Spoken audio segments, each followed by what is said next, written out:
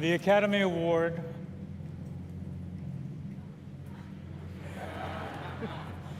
for Best Picture. You're impossible. Come on. La La Land. We lost, by the way, but, you know. Guys. Moonlight, you guys won Best Picture. Moonlight won. Come on. Moonlight, Best Picture. At the 2017 Academy Awards, the winner of Best Picture went to Moonlight, which also won the record for the cheapest picture to ever win Best Picture, with a budget of $1.5 million. When someone imagines a film production, they're most likely to imagine very lavish sets, full of magic and wonder.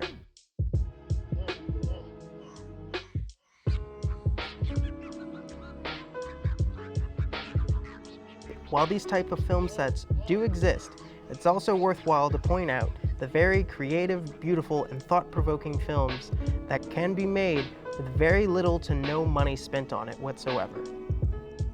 Let's hear it. Well, the milkmaids. The milkmaids?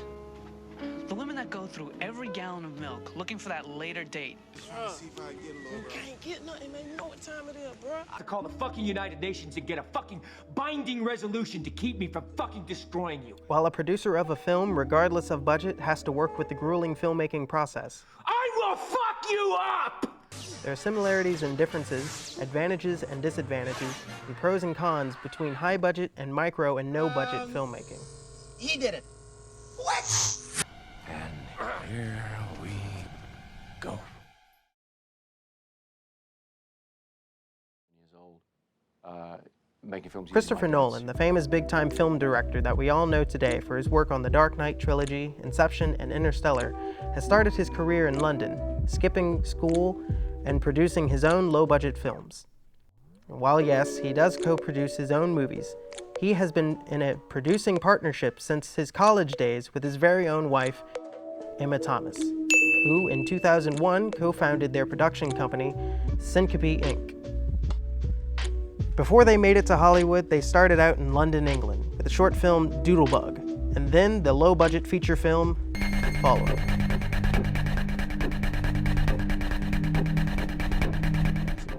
In low-budget filmmaking, a producer must consider the fact that there's less time and money for second takes, especially in the days of film. But that's all right, because the first part of it was fine. Him running up the stairs was good. I'm not going to redo the whole take. That's a waste of film. What I'll do is just punch in a little bit closer, have him toss it again, and intercut the two shots so it looks like I have two cameras running. And there's hardly any money for controlling traffic, and shoots must be done for less days. With this limitation, tricks could be made to save money, such as not using film twice if the video was good for the first time but not good enough for the sound. But we also did a few cheap tricks that I've used ever since, like doing dry takes, where you don't roll the camera after you've shot the scene. If you've got terrible, airplane noise overhead, you just run the scene right away as a dry take without running the camera. And I mean, interestingly for me, on The Dark Knight, when we were shooting with IMAX cameras where you couldn't get any usable sound, we did exactly that. We did that with Christian Bale and Heath Ledger.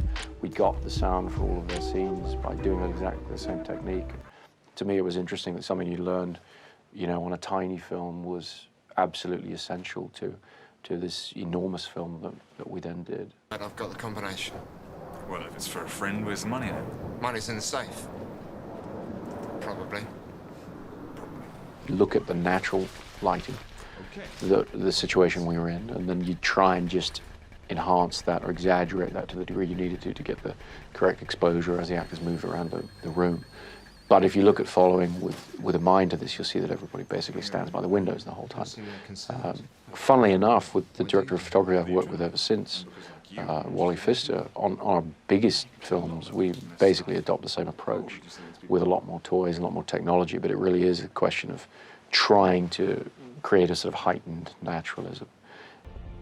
While the stress of using and printing film is no longer an issue, the waste of time and money for an expensive shot is still in the back of a filmmaker's mind.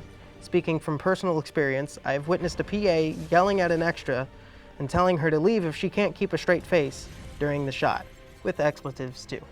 And in case your ears are fucked, Get the fuck out! Also, an obvious difference between low and high budget filmmaking is the sheer number of people that can be hired to crew or act in a film. Notice in Nolan's and Thomas's earlier films that the cast was very small, and the extras in larger crowds were actually just people in larger areas. Meanwhile, for crew, Nolan and Thomas both took on multiple hats.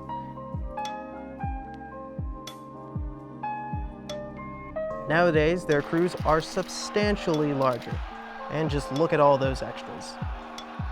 They, from the start of their careers, made a habit of planning their film productions as effectively and efficiently as possible.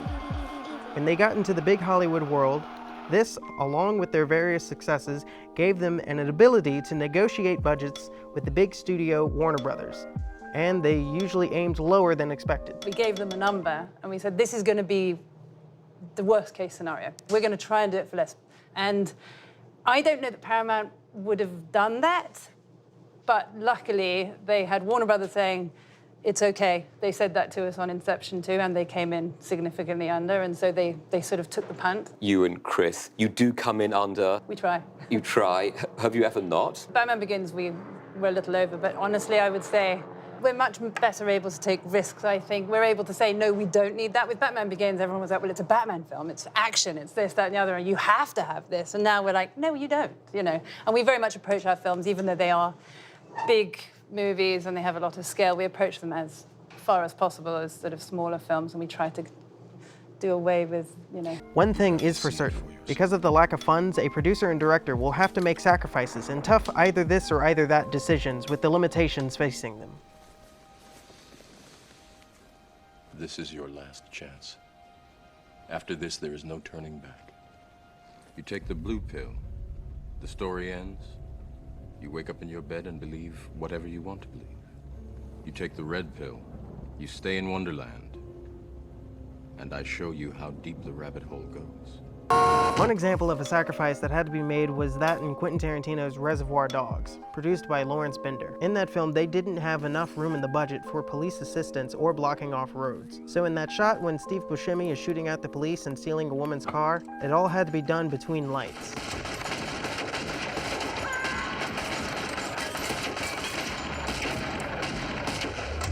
Now, Quentin and Lawrence could probably block off a whole city block if they wanted to today.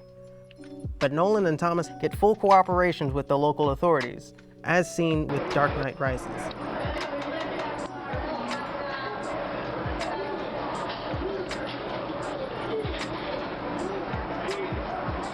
With the meteor budgets given to them, Christopher Nolan and Emma Thomas are able to spend a lot of time in development and pre-production. They are very well known for the amount of planning and research that they put into their films. As a part of the process. It shouldn't be something that the designers have in any way attempted to make look like something, let alone a person.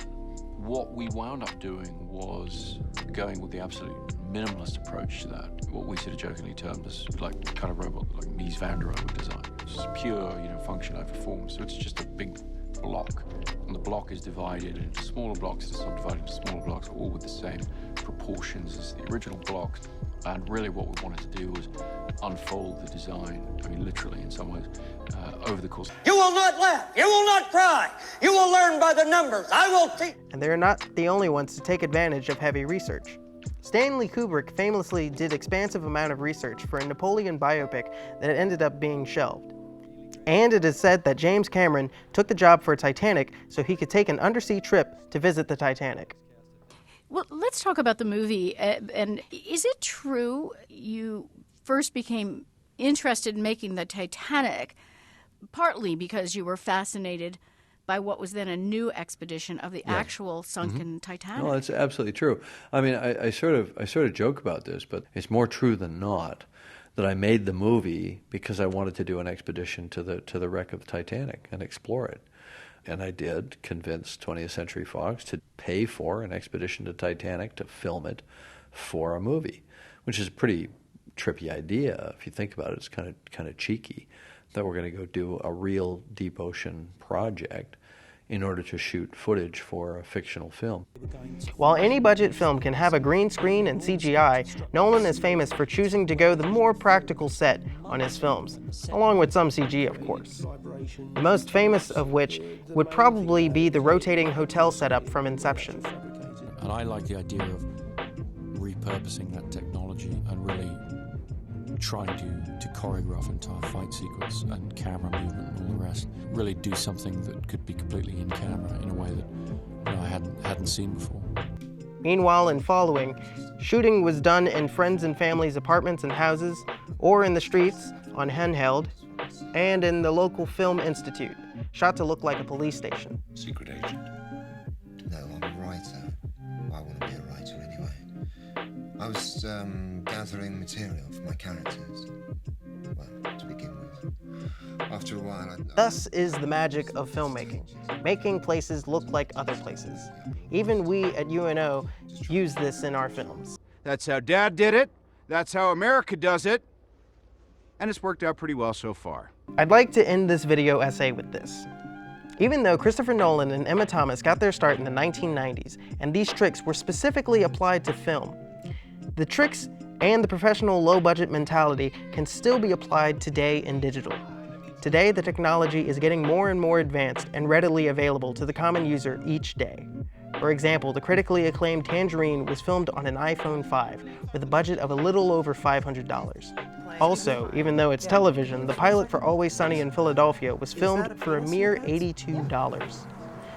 You lied to me. No, I didn't. You lied to me. Pharmaceutical sales, please. I saw you on that episode of Law and Order. No, don't turn this... Law and Order, you saw that? Yeah. So while a gargantuan budget can get you the big actors, the huge sets, and the crazy technology, a low budget can really force creativity and cost effectiveness out of just sheer necessity. I gotta go. Oh. But, you know what, maybe I'll call you. If you're interested in making a movie, go make one, but make it cheap. Make it dirt cheap. Refuse to spend any money and see how much you can do with your creativity.